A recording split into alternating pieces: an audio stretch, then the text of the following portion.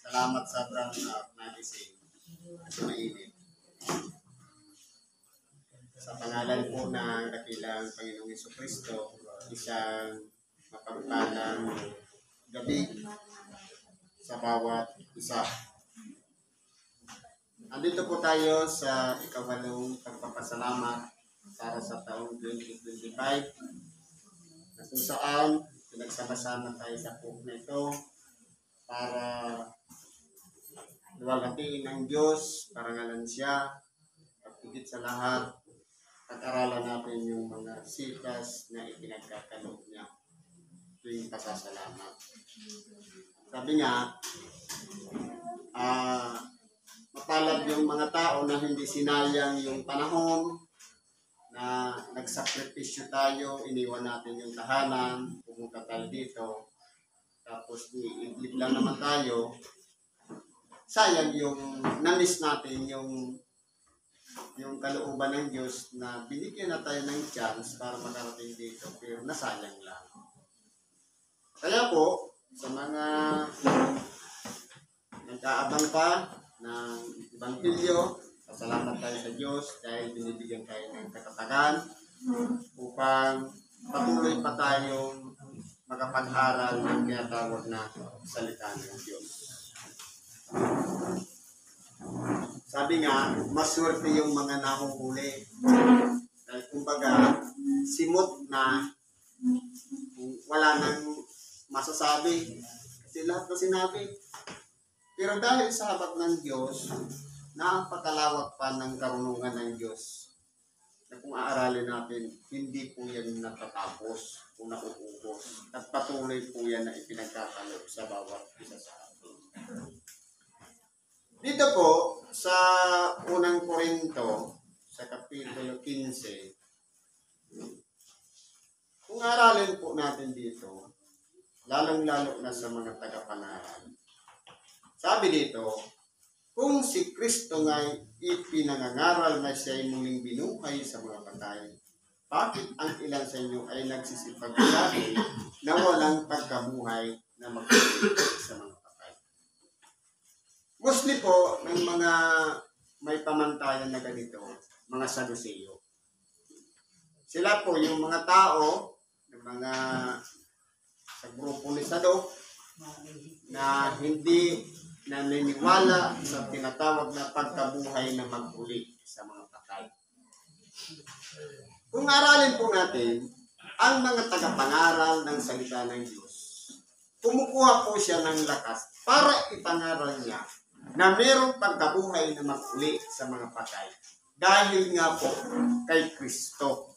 Siya po kasi ang naging pangunahing bunga ng pagkabuhay na mag-uli sa mga patay.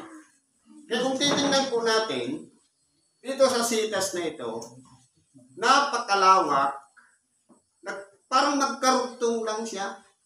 Kasi yung unang sitas, pagbabago ng pagkatao. Dito naman, sa ikalawang buhay, preparasyon para sa pagkabuhay na mag-uli sa mga patay. Na para tayong sumali sa contest, gusto natin ma-meet, umaabot, yung pinakamimithi natin na buhay na walang hanggan. Kaya po, kung titingnan po natin, may mga pangyayari sa ating buhay na minsan, alam natin yung susi para makamtan ang buhay na mag-ulit sa makapatay, kung sakali man bumalik ang ating dakilang Panginoon. Pero minsan po, hindi po tayo makapasa. Nandiyan na yung mga kaibigan natin, ginagamit para subukin tayo. Minsan sumusuko tayo, minsan nagbabago yung pananaw natin.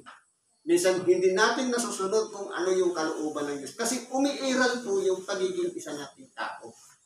Na madamdamin, nasasaktan, at pagka minsan pa nasusubok at hindi kinakayang kontrolin ang sarili. Yan po ang dapat na aralin natin sa ating mga sarili. Sapagkat ang laban dito sa ibabaw ng sanglibutan, dapat lahat tayo magtagumpay.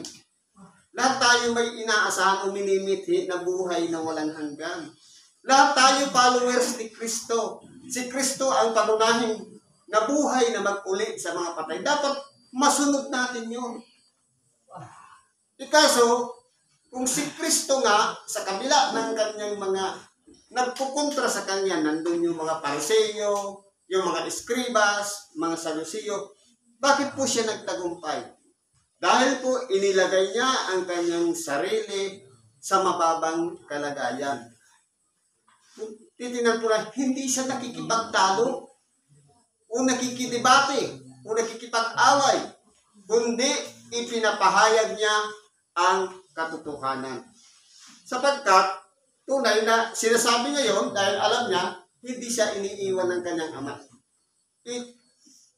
Ipinapahayag na talaga kung ano yung katotohanan. Kung mapansin natin doon kay Nicodemo, di ba? Ilang beses yung sinabi, katotohanan, katotohanan. Sinasabi ko sa inyo.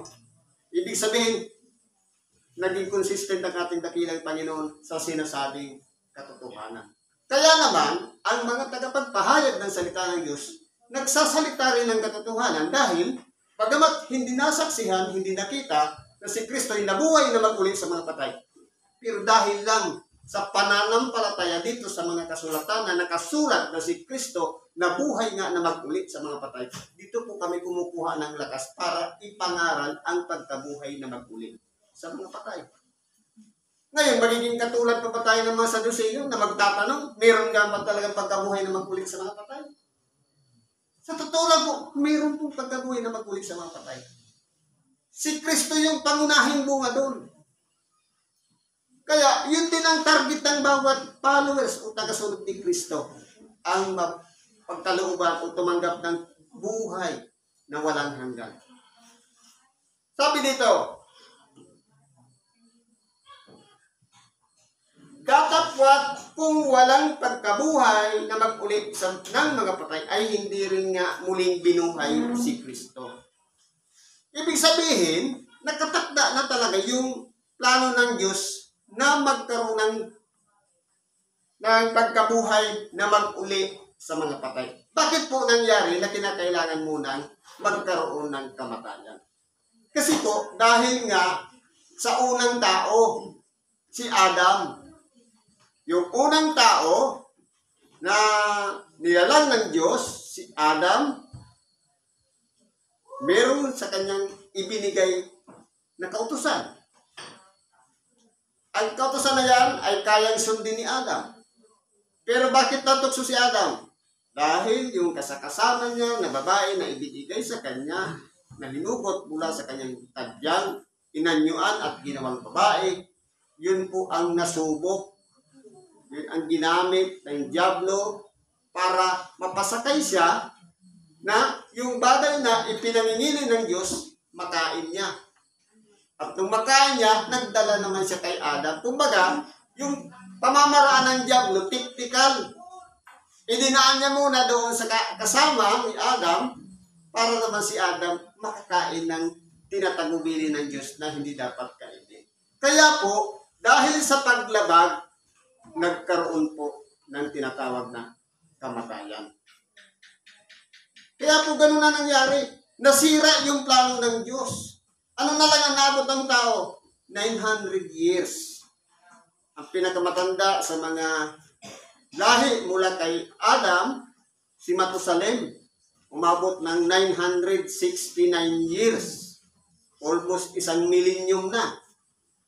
Kaya po kung titingnan po natin dito, yung plano ng Diyos na dapat sana mahabang buhay, kumbaga everlasting na buhay, hindi po nangyari. Dahil nandiyan pa yung kalaban ng Diyos. Pero, itong huling Adam, si Kristo, siya po ang kinakailangan mag-fulfill o magpuno ng pinakaplano ng Diyos na walang iba, yung buhay na walang hanggan. Siya po yung unang produkto. Kaya po, yung nangyari sa ating dakilang Panginoon, at kung sinusundan natin yung yapak ng ating dakilang Panginoon, meron siyang mga batayan upang masunod natin yun. Nag-iwan siya ng mga kautusan. Nag-iwan siya ng ibanghilyo na dapat nating sundan natin. Kaya po kung titignan po natin, kung tagasunod tayo ni Kristo, irerespeto natin yung kanyang mga aral, yung kanyang mga turo, at yung tinatawag na ibanghilyo. I-apply natin sa ating pagkabuhay. Sapagkat alam natin na si Kristo tumanggap ng pagkabuhay na mag-uli sa mga patay. Una siyang produkto, dapat ganun din tayo. Anong sinabi kanina sa binasa ko? Lumipat na mula sa buhay galing sa kamatayan. Kumbaga hindi na sa paghatol. Kaya kung titingnan po natin, ang pagkabuhay natin dito sa ibabaw ng sanglibutan, kinakailangan po pahalagahan natin yung ibanghilyo na ating pinapakinggan. Hindi po to dahil nagsasalita lang yung isang tao sa unahan, magaling na siya magsalita. Kundi isa-isip natin, isa-puso natin, hilingin natin ang patnubay ng Espiritu Santo para maunawaan natin gaano ba kahalaga ang pagkabuhay na mag-uli sa mga patay. Yan ba ay kwento lang? Yan ba ay ideya lang? O yan ba talaga ay mayroong pinagbabatayan? Siyempre, kung walang pinagbabatayan ang mga tagapagpahayag ng salita ng Diyos, useless po ang pagtatalakay namin dito ng Ebanghelyo. Kung ang topic, pagkabuhay na mag-uli sa mga patay. Kasi po, kinakailangan meron ding panindigan ang mga nagngangaral ng salita ng Diyos na totoong nga ito. Na ang pagkabuhay na mag-uli sa mga patay ay totoong nangyari sa ating dakilang Panginoon. Kaya kung titingnan po natin dito, sabi dito, oo, at kami ay nasusumpungang mga saksing bulaan tungkol sa Diyos sapagkat aming sinasasaksihan tungkol sa Diyos na kanyang muling binuhay si Kristo, na hindi siyang muling nabuhay kung tunay ng ang mga patay ay hindi muling binubuhay. Kaya kung titingnan po natin, mula kasi sa kasaysayan, mula kay Adam, lahat po ng mga tao noon ay nangamatay. Isa lang po talaga ang nabuhay na mag-uli sa mga patay. Sabi, paano si Lazaro? Hindi ba patay na siya tapos binuhay ni Kristo? Namatay din po ulit siya. Kasi po, iba po kasi yung pagkabuhay, gusto lang doon ipahayag o ipakita ni Kristo ang kapangyarihan na kung paano meron ng ama, meron din ng anak. Kaya binuhay niya si Lazaro. Pero namatay din. Pero yung nangyari kay Kristo, iba po yun. Niluwalhating katawan na ang ibinigay sa kanya. Kumbaga, yan din ang mangyayari sa paghuhukom sa isang kisap mata, yung mga taong nabubuhay sa pagbalik ng ating dakilang Panginoon, babaguhin. At yung mga nangamatay naman, sila ay palulutangin ng Diyos mula sa mga libis, mula sa mga kailaliman ng lupa, pagdudugtungin ngayon yung mga buto. At yung mga buto, magkakaroon ng mga litid. At yung mga litid, babalutin ng laman. At pagkatapos nun, babalutin ng balat at muli silang hihiningahan ng hininga ng buhay. Ito na yung tinatawag na pagkabuhay na mag-uli sa mga patay. Ganun po ang mangyayari. Kaya, sabi dito sa huling verse, o huling dalawang verse, sapagkat kinakailangan siya'y maghari hanggang sa mailagay niya sa ilalim ng kanyang mga talampakan ang lahat niyang mga kaaway. Ano po ba ang sinasabi dito? Si Kristo po, nung nabubuhay pa siya dito sa ibabaw ng sanglibutan, marami pong kumukontra sa kanya. Kung titingnan po natin ang mga eskribas, ang mga Parisiyo, ang mga Sadusiyo, at lahat ng nakapaligid dun, maging yung mga hari, parang tinik sa kanilang lalamunan si Kristo. Dahil kumbaga, mahigpit nila pinapasunod yung mga kautusan ni Moises, nagpapatupad sila nito, tapat sila sa mga kautusan, pero pagdating ni Kristo, parang iba ito. Pero nabuhay naman si Kristo sa ilalim ng kautusan. Pero dahil nga, sinuko siya ng kanyang ama, para masunod lang yung lahat ng mga hula na nakahula patungkol sa kanya. Ipapanganak siya, mula sa isang sabsaba, yung pangalan itatawag sa kanya, kung ano yung mga dadanasin niya sa bilang isang tao, kung paano siya mamamatay. Nakasulat lahat yun. Pinulpil lang ng ating dakilang Panginoon, Jesucristo. Sa kabila po ng mga taong nakapaligid sa kanya, na itinuturing na kalaban niya o kaaway niya, hanggang sa danasin niya yung kamatayan. Akala nila nagtagumpay na sila dahil napatay nila yung tinik sa kanilang lalamunan. Pero kung titingnan po natin dito, kahit man si Pilato, alam niya na walang kasalanan si Kristo. Kaya ang ginawa niya, naghugas siya ng kamay na huwag ilalagay sa kanyang kamay ang dugo ng taong ito. Kundi,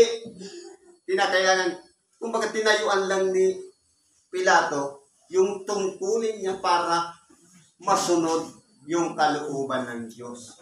Kasi kung wala si Pilato, walang magdidireksyon na ipako siya sa cross. Kaya dinanas mo yun ng ating dakilang Panginoon, ang malagutan ng hininga. Hindi ba matapos yung sabihin yung ikapitong huling wika, nalagot ang kanyang hininga. Ibig sabihin, tao rin siya. Namatay din siya. Yun nga lang, yung kanyang katawan ay hindi dumanas ng kabulukan. Kaya, nung siya'y pagtipas ng 3 araw, nabuhay na magpuli sa mga patay. Ito na yung tinatawag nating resurrection. Pagbangon na magpuli sa mga patay. Hindi ba inaalala natin yan yung pagkabuhay na magpuli sa mga patay? Pero ano ang ginagawa natin? Hindi ba meron pa nga yung mga nilalagay sa mga simbahan, mga bata, mga maliliit na kunwaring mga anghel. Ano yun? May kahalagahan ba yun sa pagkabuhay na magpuli sa mga patay na nangyari sa ating dakilang Panginoon? O parang ritual na lang yun? Nawawala doon si Kristo. Kaya kung titingnan po natin dito, mahalaga yung pagkabuhay na magpuli sa mga patay ni Kristo. Dahil po, yun po yung pinakahuling kalaban niya na kanyang napagtagumpayan. Dumanas siya ng kamatayan, pero nabuhay na mag-uli siya. Pero ano ginagawa ng mga dalubhasa ngayon? Naghahanap sila ng ebidensya, may mga scientists, mga geologists, naghahanap ng ebidensya na magpapatunay na si Kristo'y nabulok. Yung buto niya ang makita na namatay niya.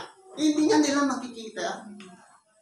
Pwede siguro kaparehas lang yung lugar, pero hindi nila makikita ng yun talaga yung katawan ni Kristo. Sasabihin niya, natagpuan na ang katawan ni Kristo. Pero hindi po, dahil hindi po siya dumanas ng kabulukan. At siya po ay nabuhay na mag-uli sa mga patay at napakita sa kanyang mga alagad, nabuhay ng 40 araw na kasakasama nila. At pagkatapos po doon, dahil nagtagumpay siya, umakyat na siya sa langit at umupo sa kanan ng Diyos. Ganun po yung history ng buhay ng ating dakilang Panginoon. Tayo naman, na nag-aasa at nagsisipagtiwala sa ating dakilang Panginoon, meron din kaganapang mangyayari sa buhay natin. Lamang, iba po kasi ang katawan ng ating dakilang Panginoon, iba naman tayo. Iba yung kalagayan niya sa kalagayan natin. Siya, sa edad ng 33 years namatay siya, after 3 days na buhay kung nagbangon mag-uli sa mga patay, at pagkasa 40 days umakyat sa langit. Ang tao po iba. Pagkatapos na mamatay, ililibing, dadanas muna tayo ng kabulukan. Saka na yung pagbabangon na mag-uli sa mga patay. In the right time, in His time, ito na po yung panahon na sinasabing isang mata o pagtunog ng pagkakat ang pagkabuhay na mag-uli sa mga patay. Yun po yung paghahandaan natin. Kaya huwag tayong pagkasisiguro na sabihin natin, hindi ko muna siya patatawarin. Hayaan ko muna yung galit ko sa kanya. Paano kung hanggang ngayong gabi na lang yung hininga natin? Nagtimpi pa tayo para sa pagpapatawad na yan. Baka maging balakid yon na sayang yung active sana tayo sa simbahan, hindi tayo nagkamali o hindi tayo nagkasala. Pero yung pagpapatawad, ipinagkait natin at nalagot ang ating hininga. Magiging useless po, burado lahat ang ating ginawang kabutihan sa ating kapwa dahil lang sa hindi tayo nakapagpatawad. Magiging daan yon para yung espiritu natin, hindi niya mahanap yung tunay na magiging kalagayan niya sa hinaharap. Magiging kasama pa tayo dun sa mga hahatulan. Kaya hindi pa sure. Pero sa lahat ng mga tao na nagsisiasa at nagsisipagtiwala sa ating dakilang Panginoon, na lumipat na sa buhay, hindi nadadanas siya ng paghatol. Ito na po yung mga taong pinili ng Diyos, na tapat sa Kanya, na sumunod sa Kanyang kalooban at hindi naging daan o dahilan upang makatisod ng Kanyang kapwa. Ito yung mga tao na nagpahalaga sa aral ng Diyos. Ito yung mga tao na sumunod sa kalooban ng Diyos, hindi lang yung panlabas na kalagayan o nakikita, kundi sa puso, kapagkat ang Diyos hindi po tumitingin sa panlabas na kanyang tao, kundi tumitingin siya sa puso. Kasi po, itong panlabas na ito, huwag natin sasabihin, pugit na siya o gwapo na siya, matuwid na siya. Ang tingnan natin, yung puso ng bawat isa sa atin. Siguro po, hanggang dito na lang ang pakikibahagi natin sa oras ito. Salamat po sa Diyos. At pagkatiwala natin sa Kanya ang lahat ng ating mga kailangan sa ngalan ni Kristo Jesus. Salamat at mapagpalang gabi sa bawat kasama.